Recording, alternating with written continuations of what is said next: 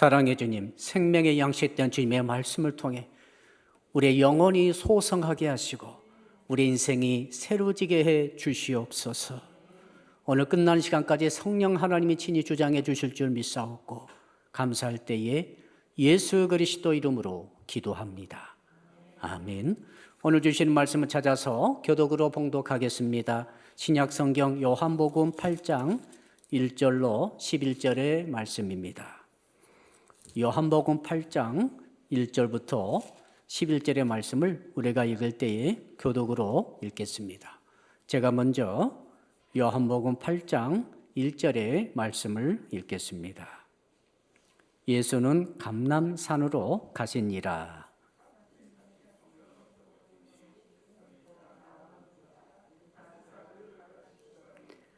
서기관들과 바리새인들이 음행 중에 잡힌 여자를 끌고 와서 가운데 세우고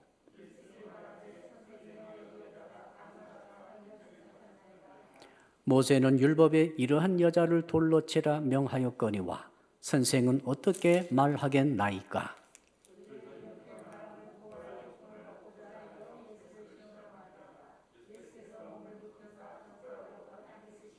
그들이 묻기를 마지 아니하는지라. 이에 일어나 이르시되 너희 중에 죄 없는 자가 먼저 돌로 치라 하시고 그들이 이 말씀을 듣고 양심의 가책을 느껴 어른으로 시작하여 젊은이까지 하나씩 나가고 오직 예수와 그 가운데 섰는 여자만 남았더라.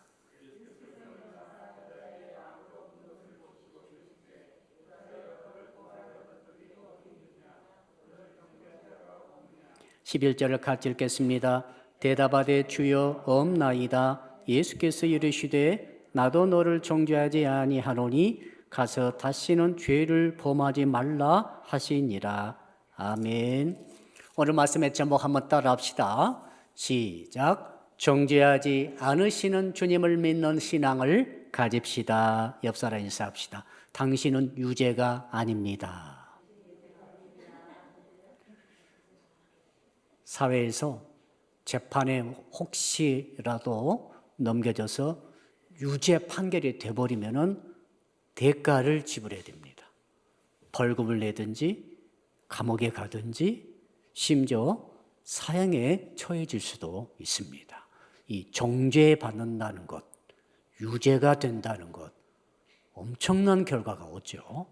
그런데 아무리 죄를 많이 지은 것 같아도 재판석에서 무죄라고 돼버린다든지 또 유죄의 선고가 유예될 때가 있습니다. 그냥 판결을 안 하겠다고 할 때가 있어요. 유죄인 것 같은데 재판관이 내가 유죄 선고를 하지 않겠다라고 해버리면 무죄하고 똑같은 결과를 가져와서 아무런 형벌을 받지 않게 되겠습니다. 자, 영적으로도 똑같아요. 여러분, 영적으로도 이걸 잘 아셔야 됩니다.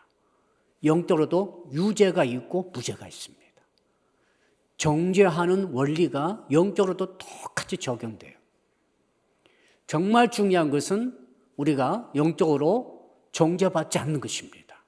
왜 그런가 하면은, 영적 재판관은 예수님이십니다. 예수께서 혹시라도 어떤 사람에 대해서 너는 유죄다라고 정죄하면은 그 영혼은 영멸에 떨어집니다. 불신자들이 가는 지옥에 영원히 들어가게 되겠습니다. 그러므로 예수께서 재판장으로 하시는 그 심판석에서 저와 여러분들은 절대로 유죄 판결, 정죄를 당하지 않기를 바랍니다. 그런데 우리가 아무리 죄를 많이 지었다 할지라도 재판장이신 예수께서 나는 너를 정죄하지 않겠다. 너는 유죄 같다는 생각이 들죠.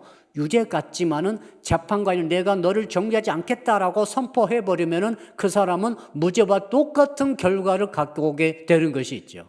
어디로 가겠습니까? 그 영혼이 천국 영생의 복락의 땅으로 그 나라로 가게 될 줄로 믿습니다. 문제가 뭐냐면은 우리는 인간이지 않습니까? 육을 가지고 있죠. 우리는 이 땅에 살고 있어요. 천국이 아닙니다. 낙원이 아닙니다. 우리가 이 땅에 살고 있을 때 어떤 일이 있는가? 두 가지 이 재판의 시스템의 지배를 받습니다. 육신적으로는 세상의 재판의 시스템에 지배를 받고 있죠. 그렇죠, 여러분? 어시타 다 여러분 다 올해도 다 세금도 내고 교통법규도 지키고 국가의 법도 다 지키고 있죠. 다. 왜? 그거 어기게 되면은 이 땅의 재판의 시스템에 의해서 처벌받기 때문에 그렇죠. 정죄됩니다. 유죄 딱 되면은 아무튼 내지 않고는 대가 지불하지 않고는 견딜 수 없게 돼버리는 것이죠. 예수 믿어도 여러분들이 절대적으로 세상의 법을 아주 주의 집중하시고 법을 잘 지켜가기를 축복합니다. 이게 정말 우리에게 필요한 것 같아요. 하고 싶다고 그래가지고 세상 법을 어기시면 안 되는 거예요. 근데 동시에 우리는 영적으로 예수 그리스도가 재판장 되시는 영적 재판의 시스템의 지배하에 있습니다. 두 가지를 다 우리는 지켜야 돼요. 이게 우리의 인간들의 운명입니다. 모든 인간은 두 가지 재판의 시스템을 다 지배를 받아야 됩니다. 그러므로 결과적으로는 가장 좋은 것은 두 가지 재판 속에서 우리가 정죄받지 않고 살아가는 것이 이게 복입니다. 세상 법으로도 정죄받지 않고 예수님의 영적 법에도 정죄받지 않고 살아가는 사람이 가장 복된 인생인 줄로 믿습니다. 자, 그래서 오늘 본문의 내용은 그겁니다. 세상 법에서는 유죄라고 그랬는데 영적 재판장에서 예수님께서는 유죄가 아니라고 했어요. 정죄하지 않게 해버렸어요. 이것은 쉽게 말해서 무죄다 이 말입니다. 이게 이제 모순이 생긴 거죠. 예를 들어서 세상의 법에서 유죄요, 예수께서도 유죄요 하면은 문제가 안 됩니다. 세상 법이 당신은 무죄요, 예수께서도 너 무죄다 하면은 문제가 안 돼요. 그런데 이게 달라질 때가 있어요. 세상에서는 유죄라고 그랬는데 예수님은 무죄다 그랬어요. 또 반대로 세상에서는 무죄라고 그랬는데 예수님은 아니다, 너는 유죄다, 정죄다 한다. 이렇게 되시면은 어떤 결과가 옵니까? 결과적으로 혼란이 일어나면서 결과적으로는 예수께서 정죄하신 대로 그 영혼이 가게 되는 것이죠. 우리가 주의할 것은 세상의 법이 나를 무지라고 그랬는데 예수님이 유죄라고 그런다는 것을 주의를 기울여야 됩니다. 왜 그런가 하면 사람들은 다 난 무죄라고 그래. 세상 재판에서 대부분까지 난 무죄야, 나는 떳떳해 라고 돌아다니고 활동하고 하다가 잘못하면은 예수 그리스도께서 주시는 유죄 판결 받으시고 영원히 지옥에 간다는 거예요. 이것이 위험한 거죠. 그렇죠? 세상에서 너 유죄야, 감옥에도 가고 벌금도 내고 고통도 당하면서 예수께서 너 죄를 지었지 않느냐라고 하면은 회개하고 깨닫고 돌이키고 어떤 기회가 있을 수 있겠으나 세상에서 무죄다, 나는 세상에 떳떳해, 내가 무슨 죄가 있어 라고 하는 생각에 붙잡혀서 정작 진정한 영혼의 재판장이신 예수께서 하시는 재판에 있어서는 유죄로 판결받아버린다면은 그 영혼은 세상이 아무리 무지라고 해도 소용없어요. 영혼이 지옥에 간다 이 말이죠. 영원한 감옥에 들어간다 이거죠.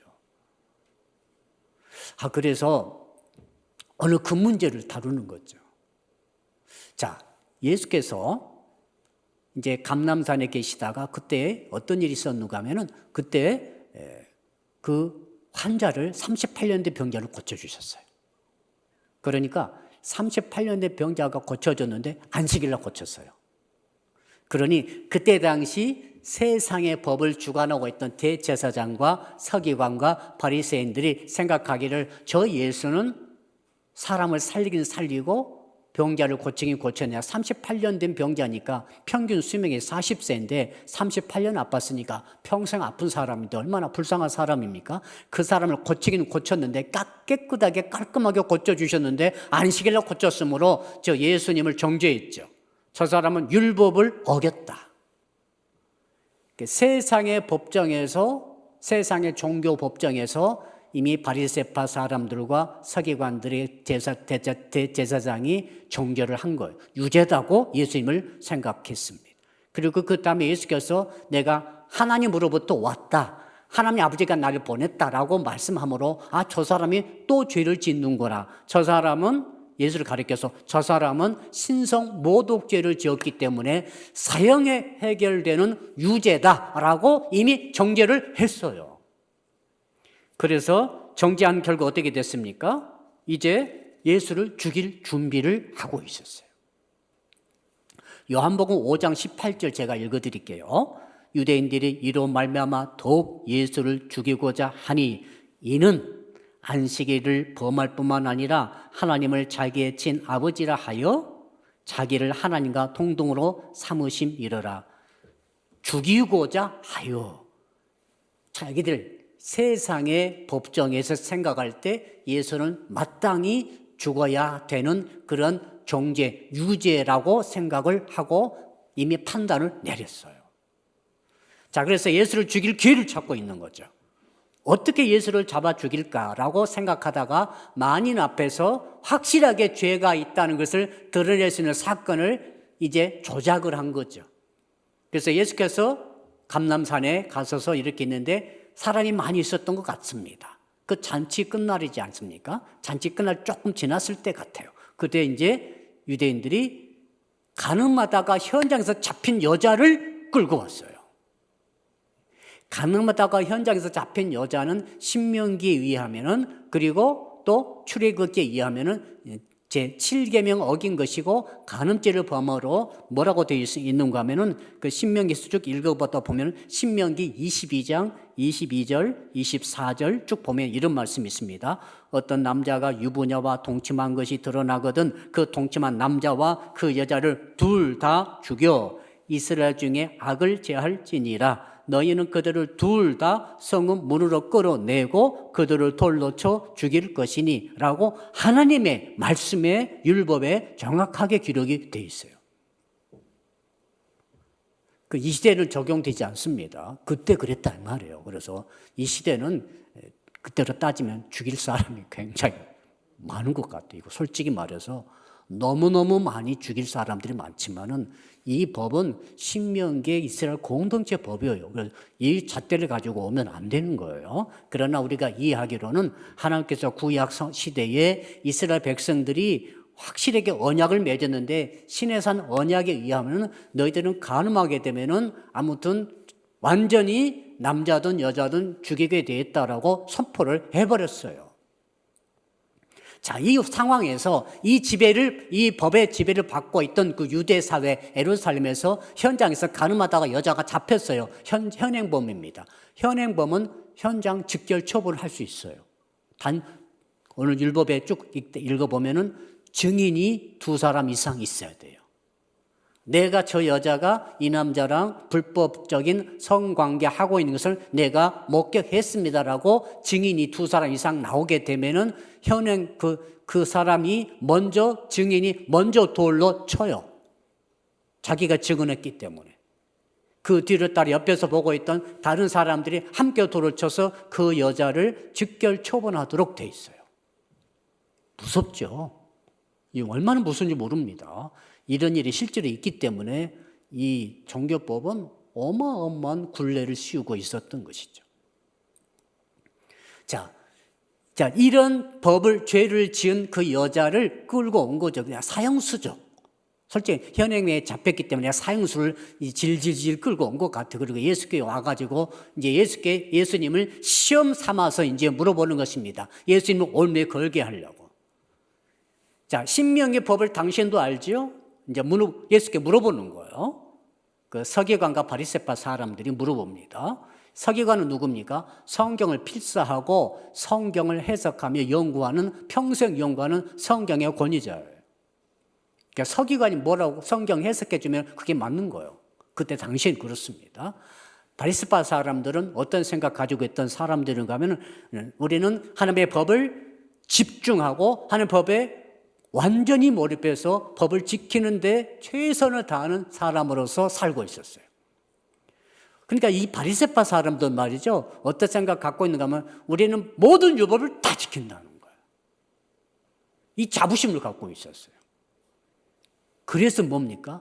우리는 의인이고 너희와 같지 않다. 세리나 또 다른 창녀나 다른 음행자나 또 다른 법을 범한 자들과 우리는 다르다라고 스스로 여기고 있던 자들이 바리새파 사람들이죠. 강력한 이 의인이라는 의식을 갖고 있는 사람이에요. 여러분 누가 무섭습니까? 실제로 의인이 아닌데 자기가 의인이라고 생각하는 사람이 제일 무서운 거예요. 자, 그러니까 이런 바리새파 사람과 성경의 권위자가 나서가지고 예수께 취조하여 주문합니다. 당신 신명기 알지 않느냐? 이 여자를 돌로 쳐 죽여야 되지 않겠느냐? 라고 묻는 거죠.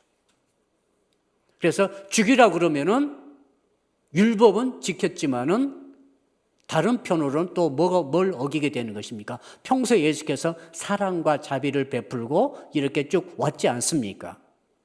이것과 어긋나게 되는 거죠, 이제. 자, 그래서 예수께서 돌로 치라고 한다면은 또 한 가지 로마법은 어기게 됩니다. 로마 당시에는 사형권은 로마에게 있어요. 예수님께서도 유대인들의 사형을 내리지 못하고 빌라도 총독의 힘을 빌어서 사형하도록 그렇게 했지 않습니까? 이게 당시 법이에요, 법. 자, 그런데 예수께서 죽이라 그러면은 유대법은 지켰지만은 로마법을 어기게 되는 거고 예수님의 평소에 있었던 사랑과 자비의 실천을 기조를 어그러뜨리게 됨으로써 예수님을 아무튼 메시아가 아니고 예수의 권위를 무너뜨리고 공경에 몰아넣기 위해서 이 일을 꾸민 거예요. 정말 머리 잘 쓴 것 같아요.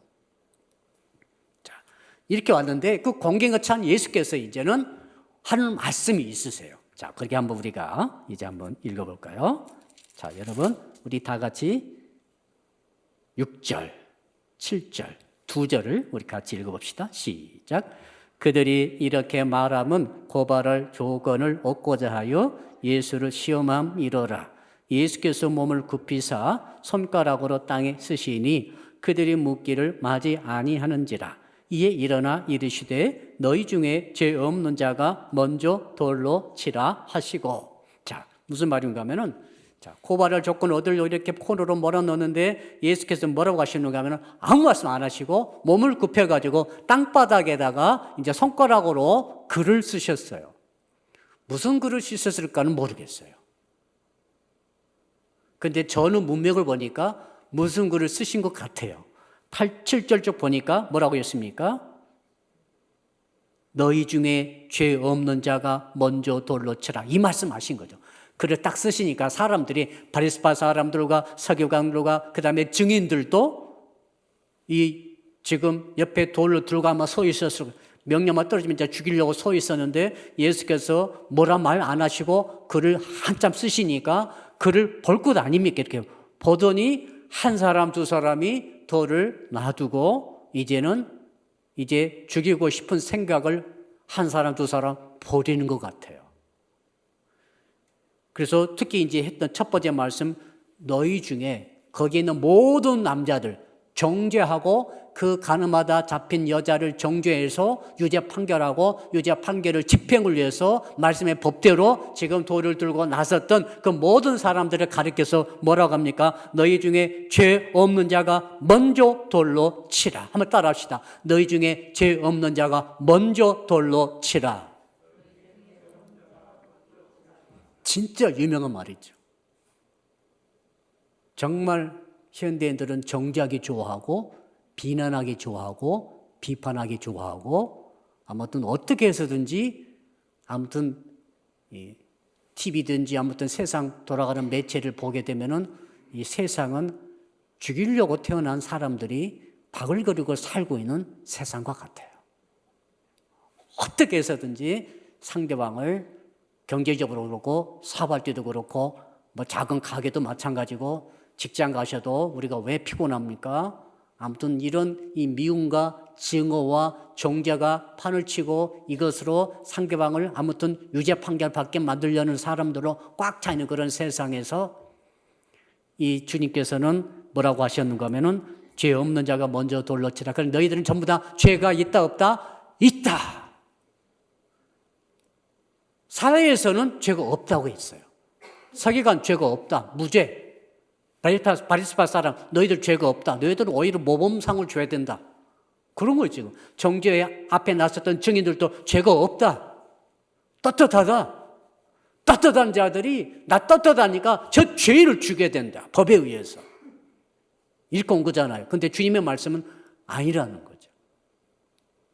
너희들이 지금 내가 목록을 쓴 거죠. 그러니까 주께서 땅바닥에 쓰신 것은 이 사람들이 범한 모든 죄의 목록들을 거기다가 쓰신 거예요. 이 한두 번 쓴 게 아니라 쫙 썼다고 보여집니다. 제일 앞에 있는 사람부터. 너는 이제 그러니까 율법은 한 가지만 범해도 다 범한 거예요. 죄인이에요. 그러니까 너희들은 너는 예를 들어서 너는 이런 안식일 죄를 범했고 너는 이렇게 만으로 여기는 죄를 범했고 너는 십계명만 따져도 그 모든 죄 목록을 주님은 다 아시니까 다 죄를 아시잖아요. 그러니까 그 목록을 쫙 쓰니까 보니까 다 자기 죄거든요. 죄인은 죄인을 정죄할 수 없어요. 아멘. 죄인은 자기 죄의 정죄를 자기가 받는 것이기 때문에 죄인 된 사람은 죄가 없는 사람을 정죄할 수 없어요. 그러면 이 땅에서 죄를 정할 유일한 분은 예수님밖에 안 계세요. 예수님만이 죄를 정하고 예수님만이 죄를 처벌할 수 있고 돌로 칠 수 있는 유일한 사람은 예수님이세요. 다른 사람은 다 자기 죄가 있는 거예요. 거기 목록 다 써버렸다니까요.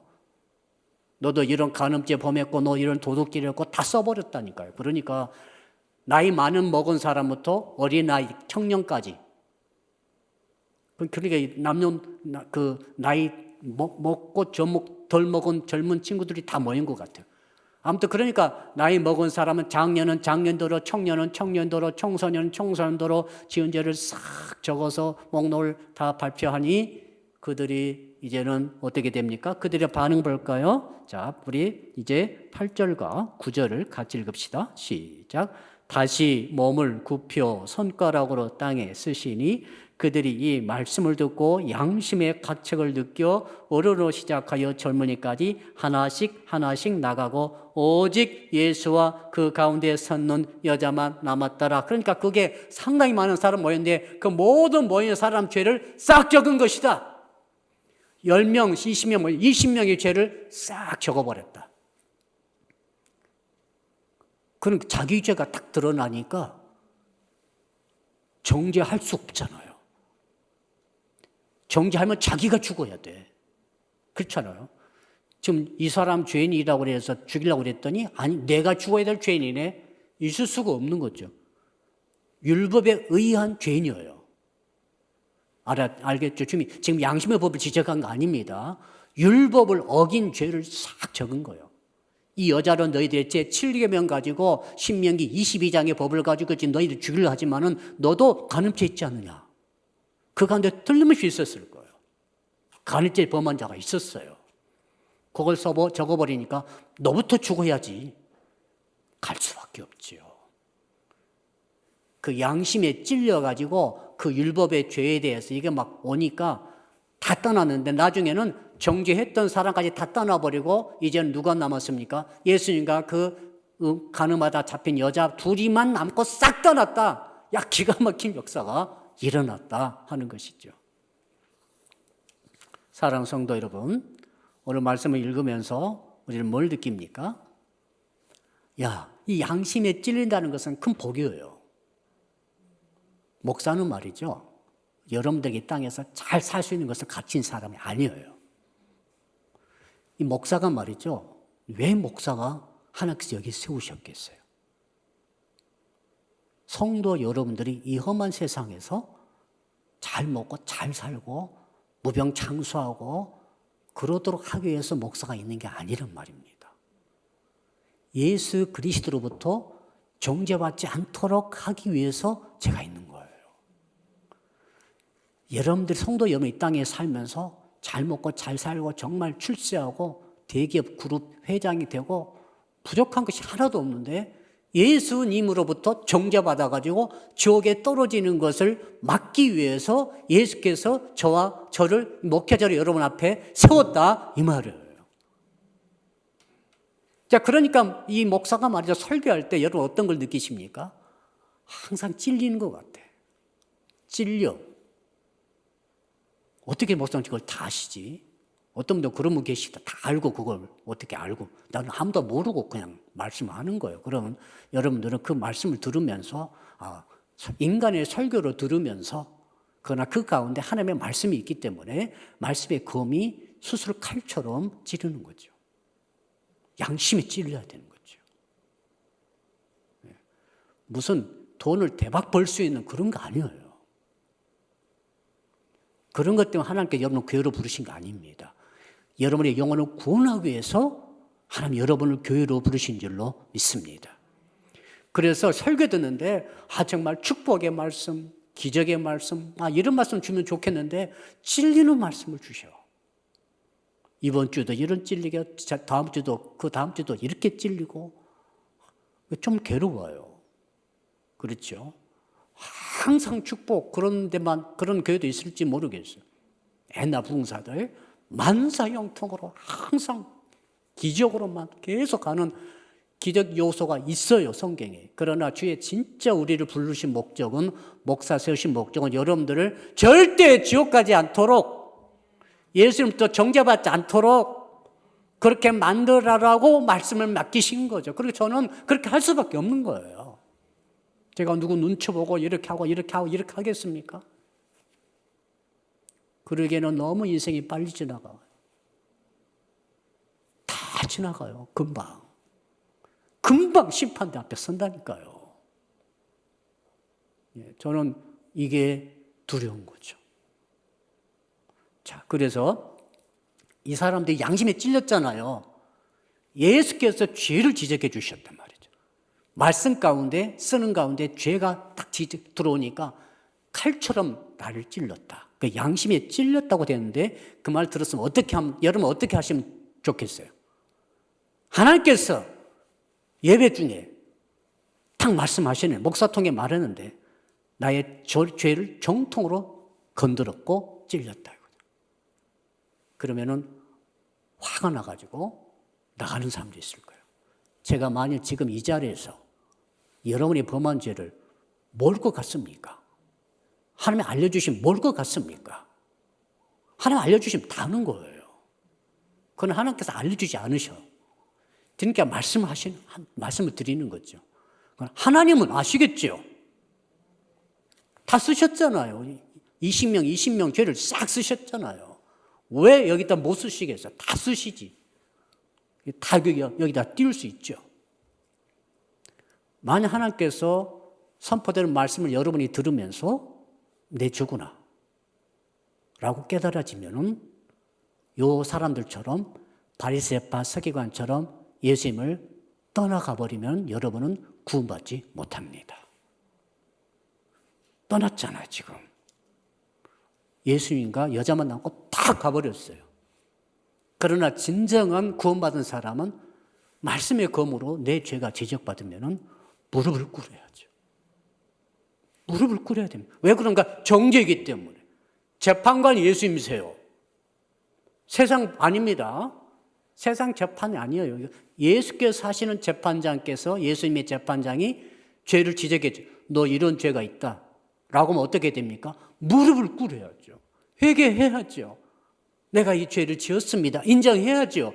그리고 용서해달라고 빌어야죠. 용서를 구해야 됩니다. 이게 회개죠. 예수께서 그러므로 이 땅에 오셔서 공생에 하실 때 최초로 하신 말씀이 회개하라, 하나님 나라 가까이 왔느니라 라고 선포했지 않습니까? 와서 복 받아라 이렇게 하셨습니까? 아니에요. 첫 번째 일성은 회개하라, 하나님 나라가 가까이 왔다. 그 말씀 아닙니까? 그러니까 지금 바리새파 사람들, 서기관 이 사람들은 예수께서 정통으로 죄를 지적해 주셨으면은, 양심까지 찔렸으면은 어떻게 됩니까? 무릎 꿇고 눈물을 흘리면서 내 죄를 용서해 달라고 진정한 메시아 심판주께 부탁을 드리고 간구해야 되는데 싹 피해서 도망가 버렸다 하는 거죠. 성도 여러분들이 그러므로 말씀 속에서 나의 죄를 지적하시는 제 음성을 들었을 때, 이거 양심에 찔리는데? 그게 끝나지 마시고 즉시 회개하시고 죄를 인정하시고 심판장, 저한테 말할 필요 전혀 없어요. 심판장이신 주님께 사죄를 부탁하시기를 바랍니다. 그래야 사는 거예요, 사람이. 그래야 성도들이 이 험하고 악한 죄가 강영한 얼마나 악한 세상인지 몰라요. 저는 이렇게 세상 악한 줄 몰랐어요. 사람이 이렇게 악한 줄을 몰랐어요, 저는. 그러니까 신학만 하고 대학 졸업하고 신학하고 아무것도 않고 목회만 하다 보니까 세상이 얼마나 악하고 얼마나 치사하며 얼마나 사악한지를 몰랐어요. 잘 몰랐던 것 같아요. 그러나 조금 이제 알고 보니까 성경이 제대로 이해가 되는 거죠.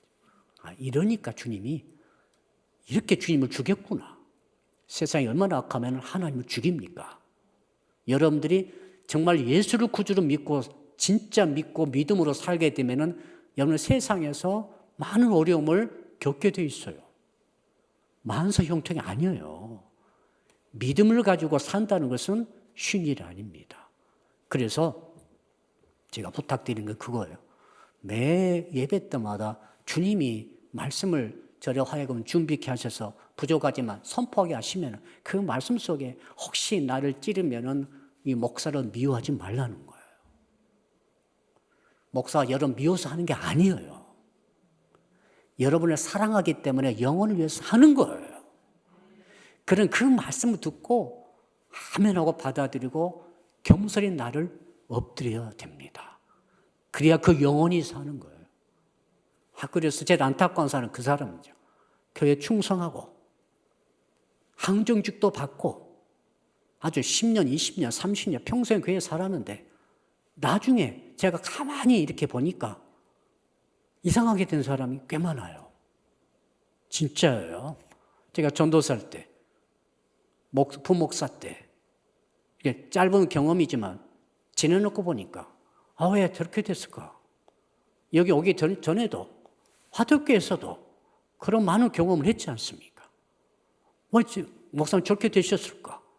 왜 당연을 저렇게 결정했을까? 왜 그 결과 이런 일이 있을까? 많이 봤어요. 그래서 제가 이제 정리를 해보는 거죠. 그래서 첫 번째 경험했던 교회에서 있었던 일, 두 번째 교회에서 있었던 일, 세 번째 교회에 있었던 일, 저는 그 일을 경험하면서 그런 생각하게 됐습니다. 하나님의 백성들을 하나님께서 교회로 부르신 것은 여기서 말씀의 검으로 자기를 수술함으로 세상의 죄악에 물들지 않고 예수님의 정죄를 받지 않는 것이 목적이구나. 그러기 위해서는 말씀 앞에 나를 숙여야 되는 거죠. 무릎을 꿇어야 되는 거죠. 그렇지 않으면 어떻게 됩니까? 세상에서 나를 복받았다고 그러고 내가 죄가 없다고 그래주고 나도 그러니까 떳떳하고 그러나 주님이 오실 때는 죄가 있는데 나는 죄가 없다고 하므로 그게 뭡니까? 외식의 신앙에 떨어지게 되는 거죠. 무슨 외식에 떨어지게 되는 거죠. 겉과 속이 다른 거예요. 사람은 다 속여도 주님은 속일 수가 없는 거죠. 그 주님이 말씀하지 않습니까? 여러분 11절, 자 10절 우리 같이 읽어봅시다. 시작. 예수께서 일어나사 여자 외에 아무도 없는 것을 보시고 이르시되 여자여 너를 고발하던 그들이 어디 있느냐? 너를 정죄한 자가 없느냐? 11절 시작. 대답하되 주여 없나이다. 예수께서 이르시되 나도 너를 정죄하지 아니하노니 가서 다시는 죄를 범하지 말라 하시니라. 우리 예수님은 너무너무 좋으신 분이세요. 아멘. 죄가 있어요. 그러나 주님이 이 여자에 말했잖아요. 나도 너를 정죄하지 않겠다. 유일하게 정죄할 수 있는 특권과 권세와 재판권을 갖고 있는 심판권자이신 예수께서 정죄하지 않겠다. 너 죄가 있어. 그러나 정죄 선포를 안 해버리는 거죠. 할렐루야. 유죄 선포를 안 해버리는 거죠. 결과는 무죄가 되는 거죠. 여러분이 죄가 있어요. 그러나 주님이 지금 말씀하시는 거죠. 나도 너를 정죄하지 않겠다. 이 은혜를 저와 여러분이 받았어요. 할렐루야. 그러므로 오늘 제 말씀 제목, 우리 말씀 다시 한번 읽어봅시다. 시작. 정죄하지 않으시는 주님을 믿는 신앙. 저 신앙이 뭔가? 그거죠. 예수께서 뭐라고 하셨어요? 야, 너 죄인이야. 너 돌로 맞아 죽어 마땅해. 그러나 나도 나 메시아인데 내가 너를 정죄하지 않겠다. 이 여자는 복 받았어요. 아멘. 죄가 죄인이지만은 심판권자 예수께서 정죄를 면제해버렸어요. 여자는 구원받은 거죠. 이 여자가 누굽니까? 저와 여러분 아닙니까? 우리는 다 죄가 있잖아요. 그러나 주님이 정죄를 안 하신 거죠. 왜 안 하셨을까요? 사랑하셨어요. 한 가지밖에, 사랑하셔서 안 하신 거죠. 자, 그렇다면은 이제 결과를 어떻게 됩니까? 이게 이제 문제죠. 자, 내가 정죄하지 않으신 예수를 믿고 있다고 한다면, 이 신앙을 정말 내가 갖고 있다고 한다면 어떻게 됩니까? 11절 마지막에 주께서 하신 말씀대로 가서 다시는 죄를 범하지 말라. 한번 따라 합시다. 가서 다시는 죄를 범하지 말라. 용서받으면은 그 죄를 짓지 말아야 되는 거죠. 근데 동일한 죄를 또 짓는다.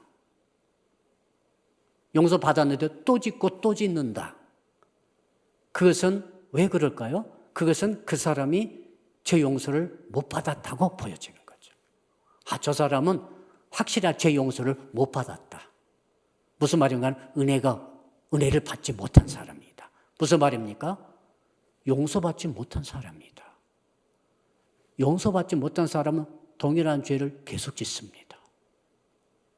여러분, 죄는 예수께서 하신 말씀 어긴 것이 다 죄예요. 예수께서 뭐라고 하셨는가 하면 뭐라고 하셨습니까?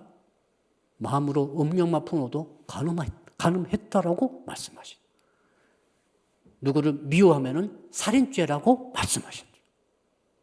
형제 자매를 욕하면은 라가라면은 돼지라고 그러면은 뭐랬습니까? 이건 지옥 갈 죄라고 말씀하셨죠. 구약 성경과 비교도 안 될 정도로 심판권자이신 예수께서 하신 말씀은 너무너무 엄격하고 너무너무 쉽게 죄를 범할 수 있는 그런 유형의 죄악들이 무수히 많더라. 근데 그분이 뭐라고 하셨는가 하면 나도 너를 정죄하지 않겠다. 그렇다면 나를 정죄하지 않는 예수님 내가 믿었습니다. 그 믿는다는 것이 뭡니까? 그 믿음의 고백이 뭐냐면 다시는 그 죄를 짓지 않는 거지요. 그 말 아니겠습니까? 다시는 죄를 범하지 말라. 이 여자가 정말 용서받은 사람이라고 한다면 이 여자는 간음한 일을 하겠어요? 안 하겠어요? 안 하는 줄로 믿습니다. 안 하게 되는 거예요. 여러분들이 자 이제 정리해 봅시다. 말씀을 목사가 무슨 힘이 있어요? 아무 힘이 없어요. 저는 여러분이 사업을 어렵다 그래가 제가 1억씩 갖다 주면 얼마나 좋겠어요. 그렇잖아요. 그리고 아프신 분은 안수만 하면은 모든 나병 환자든 뭐든 싹싹 일어나듯이 막 벌떡벌떡 다 일어나면 얼마나 좋겠어요. 현실적으로 생각해 봅시다. 그 목사는 말씀을 선포하는 거예요. 말씀 속에서 한 가지밖에 없어요. 구원입니다. 세상 나라에서는 출세, 이 땅에서 무병장수하고 모든 부귀 영화를 누리는 거잖아요. 이것을 하나님께서 우리에게 추구하라고 목사 세운 게 아니라 이 영혼들이 절대로 지옥 가지 않게 만들어라. 목사야, 그럼 어떻게 해야 됩니까? 말씀대로 말씀의 검을 내가 너에게 줄 테니까 말씀을 예배 때마다 선포하여서 그 말씀의 검이 성도들의 그 좋지 못한 모든 것들을 수술해서 도려내게 만들고 말씀의 약을 먹어가지고 양약으로 영원히 살찌게 만들어라. 그래서 세상에 살되 세상에 지지 않고 세상을 이기게 만들고 죄를 이기게 만들고 혹시 간음의 죄를 지었다 할지라도 다시는 이 죄를 짓지 말라는 죄 말씀의 검으로 그를 찔러서 그 여자가 다시는 간음의 죄를 짓지 않고 올바로 살아가면서 결국 천국에까지 갈 수 있도록 만드는 것처럼 너는 그렇게 하라라고 해서 목사가 서 있고 교회가 서 있는 줄로 믿습니다. 교회가 10,000명 모이고 20,000명 모이는 교회도 있죠. TV나 틀면 나오죠. 그 목사님들 나오잖아요. 어떤 교회는 작고 어떤 교회는 커요. 어떤 교회는 돈이 엄청 많아. 어떤 교회는 정말 힘들어요. 어떤 목사는 정말 수천만 원 받을 수도 있어요. 어떤 목사는 정말 형편없어요. 힘들어요. 그러나 하나님 보실 때는 말이죠. 하나님께서 어떻게 보시겠어요? 이 종이 맡겨준 내 양을 지옥 보내지 않고 천국 가게 만들고 있는가? 그거죠. 10,000명 교인 중에 5,000명이 지옥 가고 있고 5,000명의 죄를 계속해서 반복해서 짓고 있고 말씀을 계속 축복의 말씀 하지만은 그 축복의 말씀이 너무 달콤하지만은 참 그 영혼들이 그 말씀에 의해서 자기를 고치지 못하기 때문에 결국은 전부 다 회개에 정죄하지 않으신 주님을 믿는 신앙으로 들어가지 못하기 때문에 결국에는 어떻게 되겠습니까? 다 천국에서 미끄러지고 있다고 한다면 그 종은 불충성한 종이죠. 그렇죠? 그러나 한 영혼, 두 영혼 맡겨줬는데 그 영혼을 끝까지 천국 가게 만들었다. 말씀으로 어떻게 아무튼 기분 나쁘든 어쨌든 말씀을 검으로 계속 찔러가지고 아무튼 그렇게 하지 말라고 하나님께 기도하고 그렇게 해서 맡겨준 영혼을 2명 맡겼는데 2명을 천국 보냈다면은 누가 충성된 종입니까? 2명 맡은 종이 충성된 종이죠. 한 영혼은 청라보다 귀하죠. 그래서 저는 그런 생각합니다. 그렇구나.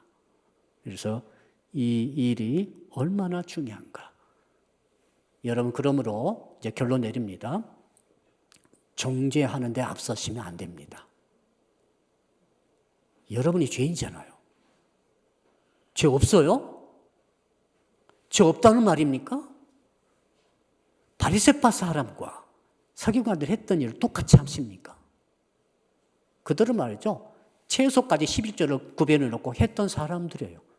그러나 주님은 죄 목록을 쓰지 않습니까? 안과 박이 완전히 다른 그들의 모습. 주님은 다 아시고 계시죠. 우리 모습이기도 해요.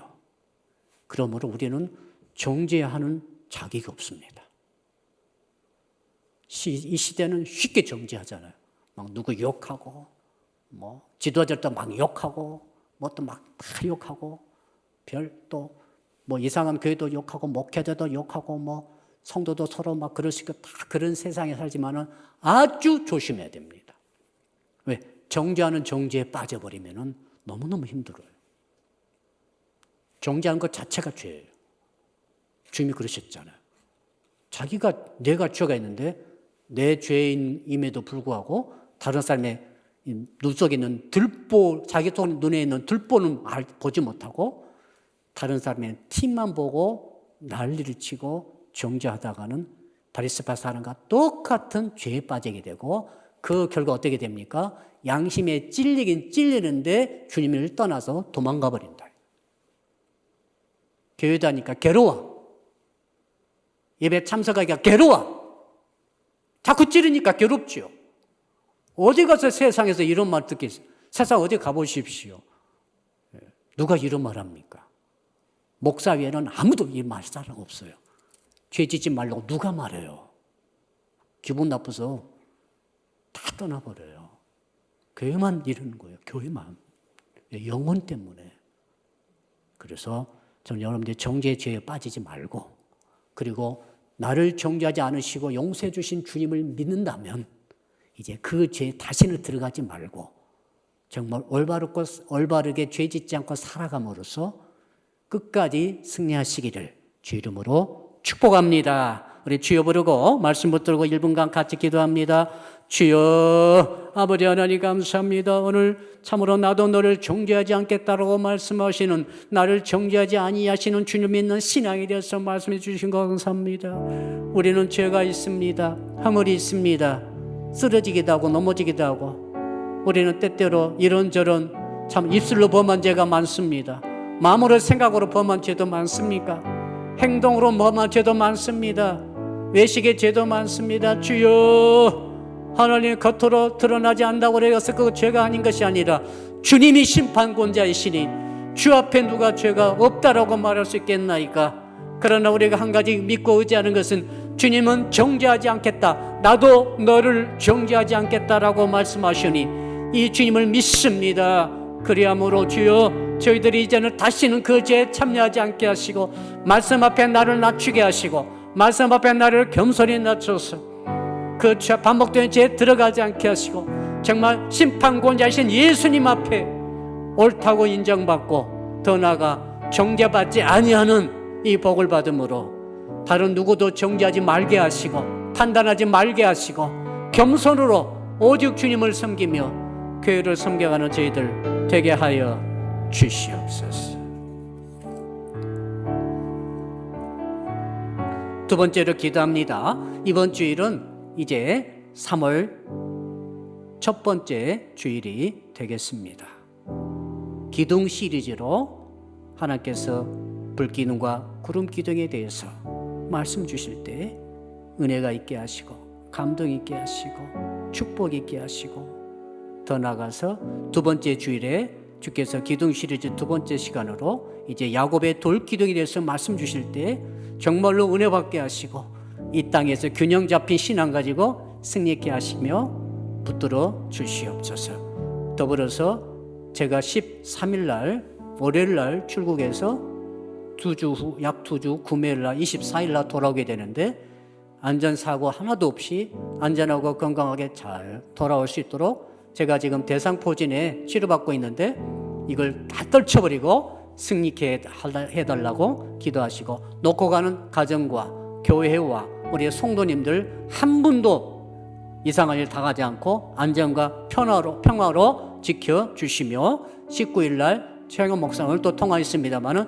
최영원 목사님 오셔서 말씀 주실 때 아무튼 하나님께서 교회의 일꾼된 기둥에 대해서 말씀 주실 때 큰 은혜를 받게 하시고 또 사회 보시고 기도하시는 장로님들 그 접대하시는 우리 또 사모님 모든 일이 잘 진행되게 해 주시옵소서. 특히 우리 교회 간절한 기도 제목 강용묵 집사님 통증이 있다고 합니다. 우리 또 박여희 양 하나님의 은혜가 있게 하여 주시고 김시혁은 붙잡아 주시고 또 우리 권사님 유권사님 또 무릎 수술을 또 받으셔야 되는데 이래도 주님 함께해 주시옵소서. 자, 우리 한번 주여 부르고 한 2분간 간절히 기도합시다. 주여 하나님 아버지 감사합니다. 3월 두 번째 주를 맞이하였습니다. 이제는 야곱의 돌기둥이라는 제목을 가지고 주의 음성을 듣고자 합니다. 하나님, 야곱이 이 땅에 험악한 세상 살았습니다마는 결과적으로 승리하고 12지파의 조상이 된 것처럼 주여 저희 사랑의 교회가 이 험한 세상 속에서도 승리하게 하시고 깃발을 높이 들게 하시고 영혼을 건지고 구원하는 역사가 있게 해 주시옵소서. 장년부 1부와 2부에 함께 하시고 아동부 청년부 청소년예배 이번 주일에 주님 함께하여 주시옵소서. 아버지, 3월 19일 날 최영학 목사님 오실 때에 종이 없다 할지라도 은혜가 넘치게 하여 주시고 1부 예배가 없고 2부 예배만 들을 터인데 그 순간에도 아버지 사회 찬양 대표기도 또 축도 선포되는 말씀 할 것 없이 은혜가 가득 차는 역사가 있게 하여 주시옵소서. 아버지 하나님, 더 나아가서 종이 없는 기간 동안에 아버지 종이 출타하는 기간 동안에 교회가 안전하게 하시고 평화롭게 하시고 한 심령도 한 가정도 실족하는 일이 없도록 주께서 붙잡아 주시며 종을 안전하게 건강하게 모든 성지 순례 과정을 다 마치고 돌아올 수 있도록 하나님이여 건강을 지켜 주시옵소서. 붙잡아 주시옵소서. 귀한 우리 강영무 집사님을 불쌍히 계시고 극렬히 계시고 이 시간에도 은혜의 손으로 안수하여 주셔서 통증이 없게 하여 주시옵소서. 아버지 박여희 양을 붙잡아 주시고 아버지 주의 은혜의 손길로 안수해 주시고 만져주셔서 회복과 치유 역사가 있게 하여 주시옵소서. 우리 김시혁을 붙잡아 주셔서 섭색이 잘 되는 역사, 언어가 툭 터지는 역사가 있게 하여 주시옵소서. 우리 유근자 권사님 또 무릎을 한쪽을 수술해야 됩니다. 이 모든 과정에 성령께서 만져주시고 모든 과정을 지켜 주시옵소서. 그 외에 연약하신 분들 한 분 한 분 주의 성령의 손길로 어루만져 주시고 회복과 치료가 있게 해 주시옵소서. 감사합니다. 모든 말씀을 우리 주 예수 그리스도 이름으로 기도드리옵나이다. 아멘. 하늘에 계신 우리 아버지, 아버지의 이름을 거룩하게 하시며 아버지의 나라가 오게 하시며 아버지의 뜻이 하늘에서와 같이 땅에서도 이루어지게 하소서. 오늘 우리에게 일용할 양식을 주시고 우리가 우리에게 잘못한 사람을 용서하여 준 것 같이 우리 죄를 용서하여 주시고 우리를 시험에 빠지지 않게 하시고 악에서 구하소서. 나라와 권능과 영광이 영원히 아버지의 것입니다. 아멘.